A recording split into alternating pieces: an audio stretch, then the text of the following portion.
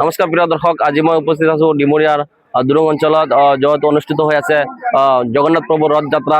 আপোনালোকৰ লগত থাকিব আৰু সম্পূৰ্ণ দৃশ্য চাব।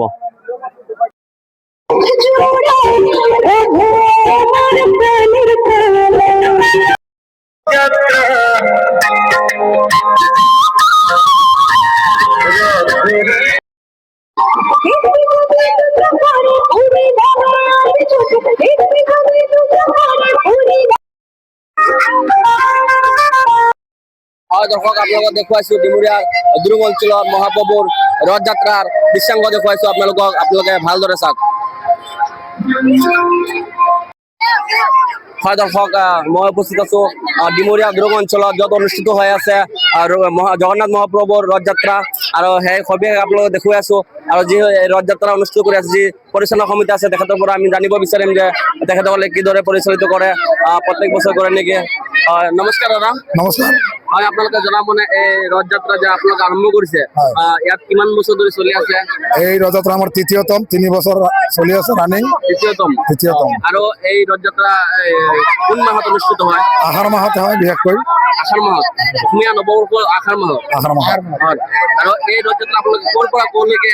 এই ৰথযাত্ৰা আমাৰ দুৰুং নামঘৰ প্ৰাংগণৰ পৰা আমি একেবাৰে কৈকাৰী 3 নং তিনিআলি আৰু এইপিনে আমাৰ পৰাইকুৰি গাঁওডিমৰীয়া যিটো কয়, গাঁওডিমৰীয়া মানে দুৰুঙৰ পৰা আৰম্ভ কৰি উত্তৰ ডিমৰীয়া এই ৰথ যাত্ৰা কৰে।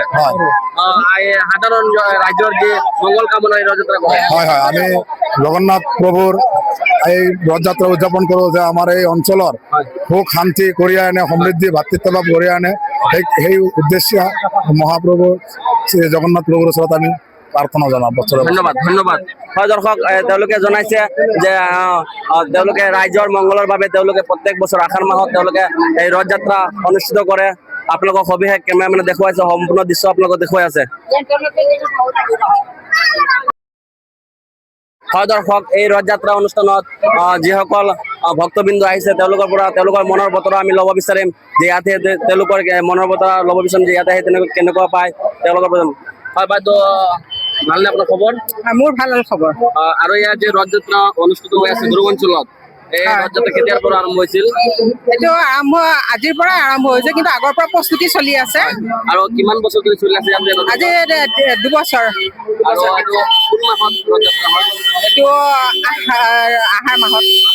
আৰু ইংৰাজী জুলাই মাহত। আৰু ইয়াত আহিলে আপোনালোকৰ কিবা মনস্কামনা পূৰ্ণ হয় নেকি?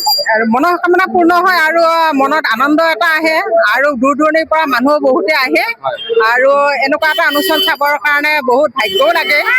আৰু ভৱিষ্যতে যাতে আমাৰ এই জনসাধাৰণে আমাৰ এই অনুষ্ঠানটো চাবৰ কাৰণে ভৱিষ্যতে যাতে আহে, তাৰ কাৰণে যিসকল ভক্তবৃন্দ ইয়াত আহি পোৱা নাই, তেওঁলোকে কি অনুৰোধ কৰিব? তেওঁলোকে যাতে আমাৰ যিখিনি অনুষ্ঠানটো দেখি আছে, সেনেকুৱা অনুষ্ঠানটো দেখি পেলাই যাতে ভৱিষ্যতে আহে, তাৰ কাৰণে অনুৰোধ জনাইছো। ধন্যবাদ ধন্যবাদ। আপোনালোকক দেখুৱাইছো তেওঁলোকে ৰথ যাত্ৰাত যি ৰথৰ ৰছী থাকে, ৰছী টানিবলৈ তেওঁলোকে বহু সময় ধৰি বাট চাই আছে। তাৰ বাবে তেওঁলোকে ইয়াৰ ৰছী টানি ৰথ যাত্ৰা কৰি আছে।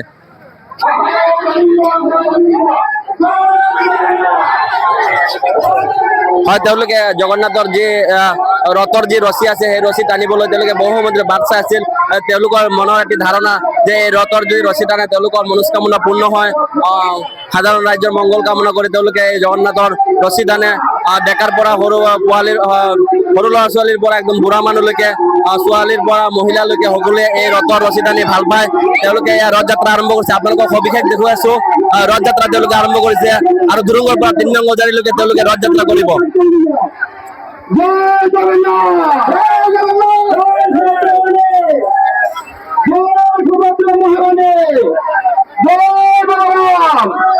জয়